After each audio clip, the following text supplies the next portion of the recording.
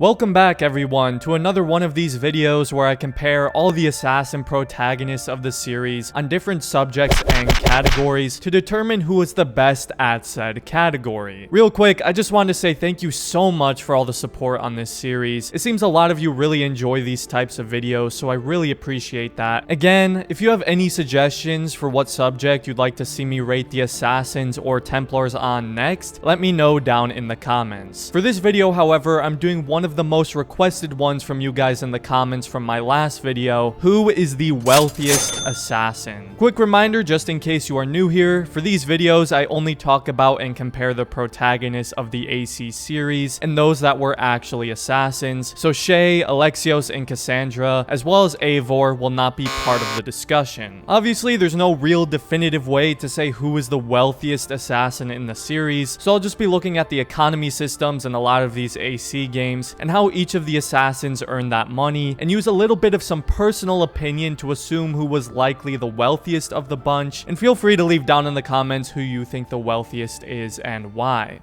But getting right into it, let's start with the human wrecking ball, the ultimate redcoat killer, the unstoppable force of... yeah, okay, you get the idea. Connor Kenway. As I'm sure you know if you've played AC3, Achilles very early on tasked Connor with all his chore work and fixing up the homestead. On a totally unrelated note, I really enjoy AC3's economy system. I think it's very underrated. But anyways, Connor would use his wealth to repair the homestead and invest it into trades as well, which would turn him a decent profit. By no means do I think Connor was extremely wealthy, but he had his own little business going where he amassed a decent amount of money and resources.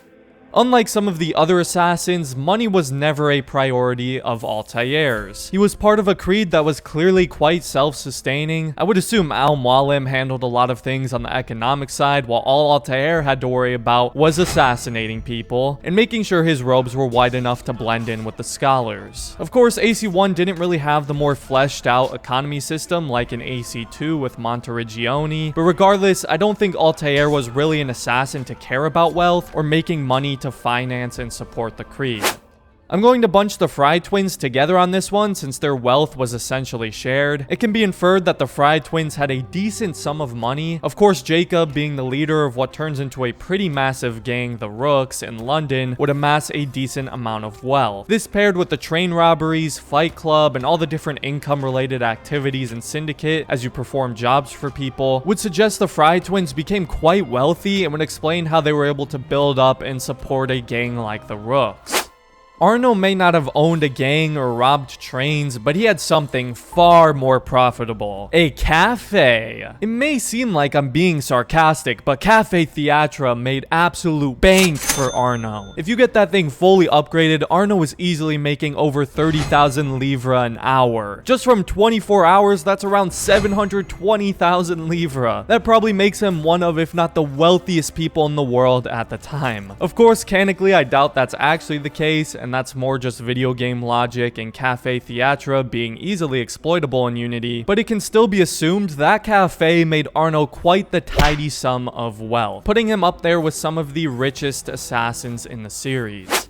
Like I've said many times before, Ezio is probably the most well-rounded assassin in the entire series, and while most people don't talk about his wealth, it's very easy to forget that this man was an economic genius. Let's not forget he basically owned Monteriggioni in AC2 as he invested in renovating and gentrifying the town. That alone made him racks of money. Then in Brotherhood, he was tasked with building up a resistance and Brotherhood in Rome, where he was once again involved in a lot of real estate and pretty much ended up owning all of Rome by the end. Oh, but that's not it, because he pretty much ends up doing the same thing when he arrives in Constantinople in Revelations. My boy Ezio was one rich economic genius. He basically ended up owning two major cities and Monteriggioni, so he's definitely one of the wealthiest assassins. Now, I think it's safe to say Bayek wasn't the wealthiest assassin, although after Origins, who knows what could have happened. But as it turns out, hunting down your son's killers doesn't leave much time or purpose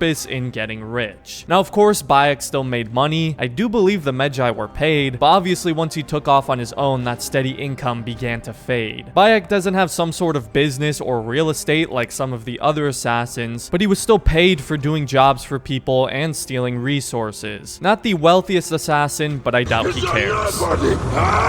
And finally, that brings us to Edward, who is quite obviously one of the wealthiest assassins, as for a long time, money was really his only motivation. He was a pirate, so he did lots of looting and pillaging where he got loads of money. Of course, eventually money wasn't his sole and most important priority anymore, but still clear he had lots of wealth, as is evident from his house and AC syndicate. Edward is certainly up there with the wealthiest. So in my opinion, the wealthiest assassins is going to come down to Arno with his Cafe Theatre, Edward with his renovations, looting, and pillaging, and Ezio with his, well, 3 cities. For me, it's quite obvious that Ezio is the wealthiest assassin, with Edward as the definitive second. Like I said, Ezio was an economic genius, and he amassed wealth quicker and more efficiently than any assassin in the series. He had more than enough money to leave for Sofia and his children after his death. I get why some people might think it's Edward because he was a pirate who was greedy and money hungry for so long, but still, Edward never came to own tons of real estate and make tons of profit in all these different cities like Ezio did, but that's my opinion, of course. Feel free to leave in the comments who you think the wealthiest assassin is and why. And again, let me know what video you'd like to see next for this series. If you're new here, consider subscribing. I'd really appreciate it. And other than that, thanks for watching and have a great rest of your day, everyone.